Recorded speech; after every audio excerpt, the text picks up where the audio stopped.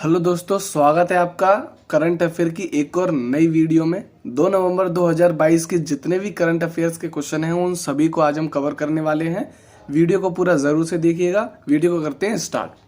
दोस्तों, question number 1 हमारा कहता है कि जल सप्ताह इंडिया वाटर वीक 2022 का आयोजन कब से कब तक किया जा रहा है। आपके सामने ऑप्शन है, पहला 1 नवंबर से 5 नवंबर तक, दूसरा है आपके सामने 3 नवंबर से 7 नवंबर तक, तीसरा है आपके सामने 5 नवंबर से 11 नवंबर तक और चौथा है आपके सामने 6 नवंबर से 10 नवंबर तक। तो जो जल सप्ताह इंडिया वाटर वीक 2022 का जो आयोजन है वो पहली बार है और जो शुरुआत किया है वो किया है हमारे भारत की राष्ट्रपति जो कि वर्तमान में है द्रौपदी मुर्मू। द्रौपदी मुर्मू जी ने जल सप्ताह इंडिया वाटर वीक 2022 का आयोजन स्टार्ट किया है और ये स्टार्ट किया है नोएडा उत्तर प्रदेश से।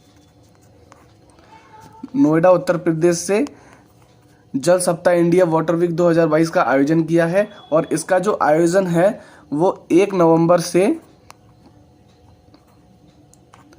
5 नवंबर के बीच में होने वाला है।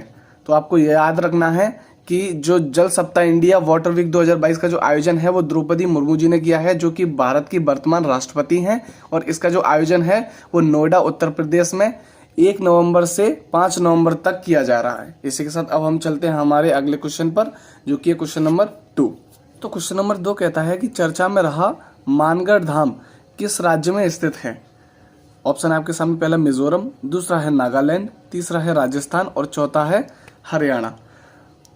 मानगढ़ धाम, दोस्तों जो मानगढ़ धाम है वो आनंदपुरी पंचायत समिति के सिफारिश पर 17 नवंबर 1913 को गोविंदगिरी के नेतृत्व में एक शांतिपूर्ण भील समुदाय द्वारा एक विद्रोह किया जा रहा था, जिस विद्रोह में अंग्रेजों ने वहां के लोगों पर गोलियां चलाकर उनकी हत्या कर दी। तो उसी की याद मानगढ़ धाम की स्थापना की गई थी और जो इसका राइट आंसर है वो है राजस्थान।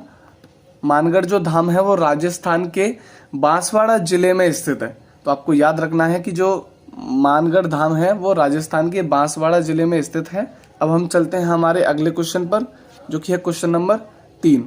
दोस्तों क्वेश्चन नंबर 3 कहता है कि भारत का जो 53वां टाइगर रिजर्व है वो किसे बनाया गया है। तो दोस्तों टाइगर रिजर्व आपको मालूम होना चाहिए कि जो टाइगर प्रोजेक्ट है वो 1973 में स्टार्ट हुआ था।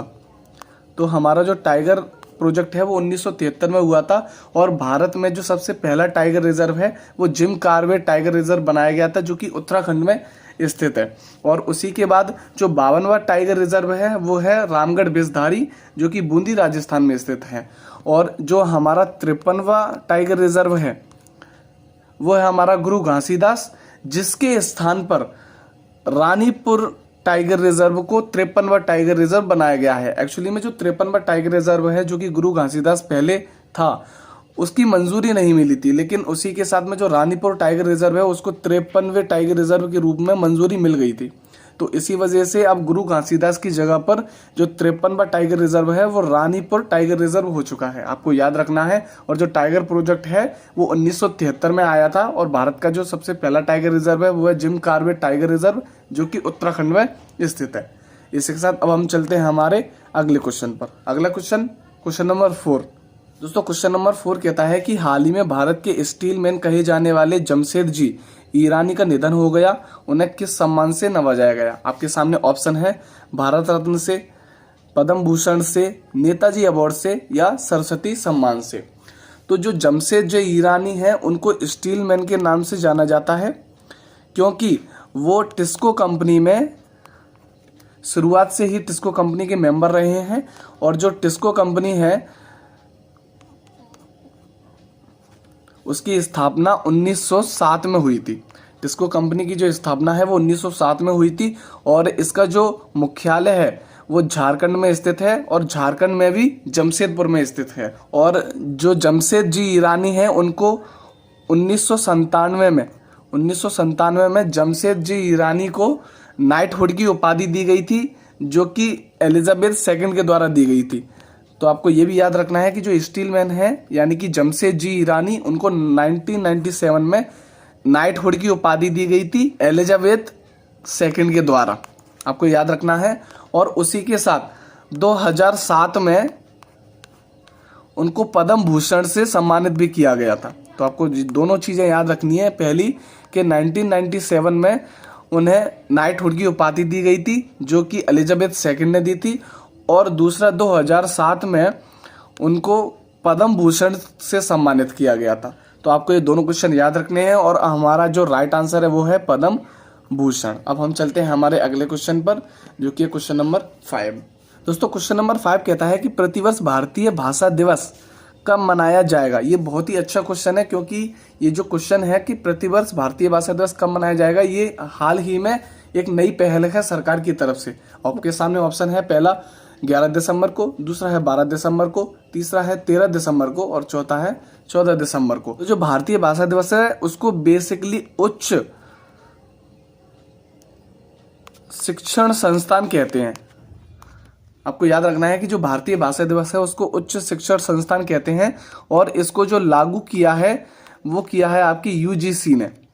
आपको याद रखना है कि भारतीय भाषा दिवस को जो लागू किया है वो किया है यूजीसी ने, जिसकी स्थापना 1953 में हुई थी। और इसके जो हेड हैं वो हैं जगदीश कुमार। तो आपको याद रखना है कि जो यूजीसी हैं उनके हेड हैं जगदीश कुमार, और इसकी जो स्थापना है वो 1953 में हुई थी। आपको ये याद रखना है। और हर वर्ष भारतीय भाषा दिवस 11 दिसंबर को मनाया जाएगा। आपको ये याद रखना है। और उसी के साथ अब हम चलते हैं हमारे अगले क्वेश्चन पर, जो कि क्वेश्चन नंबर 6।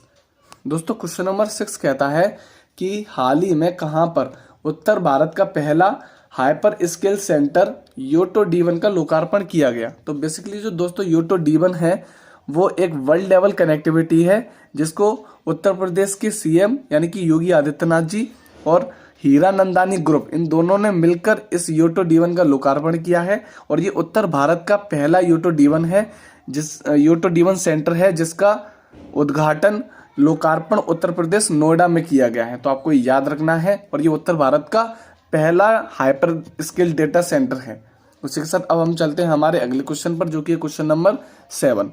दोस्तों क्वेश्चन नंबर 7 कहता है कि भारत का पहला एक्वा पार्क किस राज्य में स्थापित होगा। ऑप्शन है आपके सामने, पहला अरुणाचल प्रदेश, दूसरा है बिहार, तीसरा है तेलंगाना और चौथा है गोवा। तो बेसिकली दोस्तों जो एक्वा पार्क है वो फिश म्यूजियम से रिलेटेड करता है, जो कि एक्वा पार्क है वो इंडिया का फर्स्ट है। और इसकी जो स्थापना है वो अरुणाचल प्रदेश में की गई है। और अरुणाचल प्रदेश के जो मुख्यमंत्री हैं उनका नाम है पेमा खांडू। आपको याद रखना है कि जो एक्वा पार्क है उसकी स्थापना अरुणाचल प्रदेश में की गई है और भारत में पहली बार की गई है। और अरुणाचल प्रदेश के जो मुख्यमंत्री हैं वो है पेमा खांडू। आपको याद रखना है। और इसी के साथ अब हम चलते हैं हमारे अगले क्वेश्चन पर, जो कि है क्वेश्चन नंबर 8। दोस्तों क्वेश्चन नंबर 8 कहता है कि हाल ही में BCCI ने पुरुष और महिला क्रिकेट दोनों के लिए समान मैच फीस का भुगतान करने की घोषणा की है।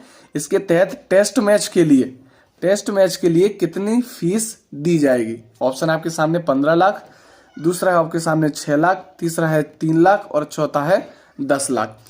तो दोस्तों जो BCCI है उसकी स्थापना 1921 में हुई थी। और इसका जो हेडक्वार्टर है यानी कि मुख्यालय वो मुंबई में स्थित है। और इसके जो अध्यक्ष बनाए गए हैं, BCCI के जो अध्यक्ष हैं वो हैं रोजर बिन्नी। तो आपको ये 3 चीजें याद रखनी है कि BCCI की जो स्थापना है वो 1921 में हुई थी, और इसके जो मुख्यालय है वो है मुंबई में, और इसके जो अध्यक्ष हैं वो हैं रोजर बिन्नी। हाल ही में BCCI ने 3 प्रकार की भुगतानों की राशि तय की है, जिसमें से सबसे पहला है टेस्ट मैच में BCCI ने 15 लाख की राशि नियुक्त की है। और दूसरा है वनडे मैच में BCCI ने 6 लाख राशि रखी है। और जो तीसरा है वो है T20। तो जो T20 है उसमें खिलाड़ियों को 3 लाख रुपए दिए जाएंगे। तो आपके ऑप्शन के हिसाब से राइट आंसर है टेस्ट मैच के लिए 15 लाख रुपए दिए जाएंगे। इसी के साथ अब हम चलते हैं हमारे अगले क्वेश्चन पर, जो कि है क्वेश्चन नंबर 9। दोस्तों क्वेश्चन नंबर 9 कहता है कि हाल ही में रक्षा मंत्री राजनाथ सिंह ने किस राज्य या केंद्र शासित प्रदेश में श्योक पुल का उद्घाटन किया है। तो दोस्तों जो श्योक पुल है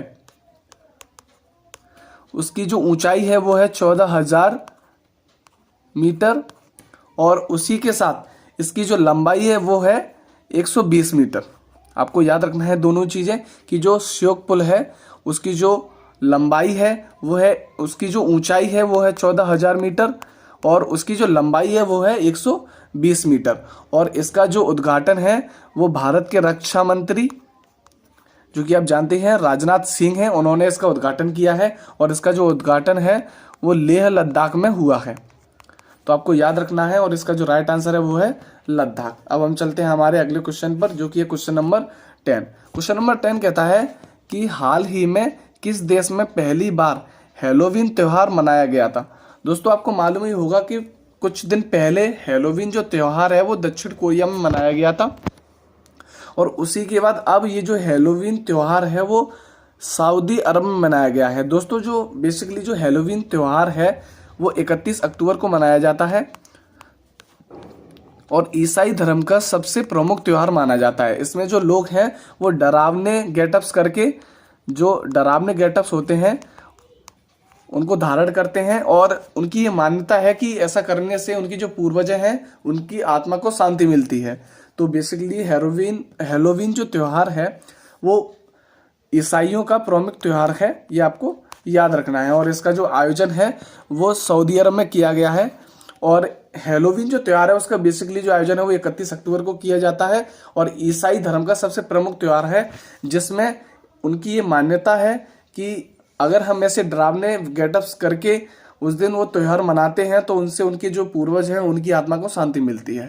तो दोस्तों आज के लिए बस इतना ही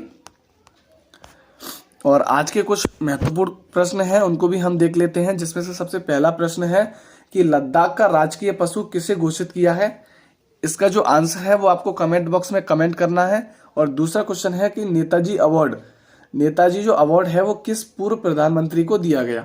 इसका आंसर भी आपको कमेंट बॉक्स में नीचे कमेंट करना है। तीसरा क्वेश्चन है आपके लिए कि ईरान की जो नई मुद्रा है उसका क्या नाम है। तीनों ही क्वेश्चन हैं, उन क्वेश्चनों के आंसर आपको नीचे कमेंट बॉक्स में कमेंट करने हैं। और इसी के साथ यहाँ पर आंसर शीट भी दी हुई है जिसको आप देख सकते हैं, पूरे 10 क्वेश्चनों की आंसर शीट है। और इस पीडीएफ को डाउनलोड करने के लिए आपको डिस्क्रिप्शन में लिंक दी हुई है। अगर आपको पीडीएफ डाउनलोड करनी हो तो आप डिस्क्रिप्शन में जाकर लिंक पर क्लिक करके पीडीएफ को डाउनलोड कर सकते हैं। रोज करंट अफेयर्स की वीडियो पढ़ने के लिए चैनल को सब्सक्राइब जरूर से कीजिएगा। मिलते हैं अगली वीडियो में, तब तक के लिए जय हिंद।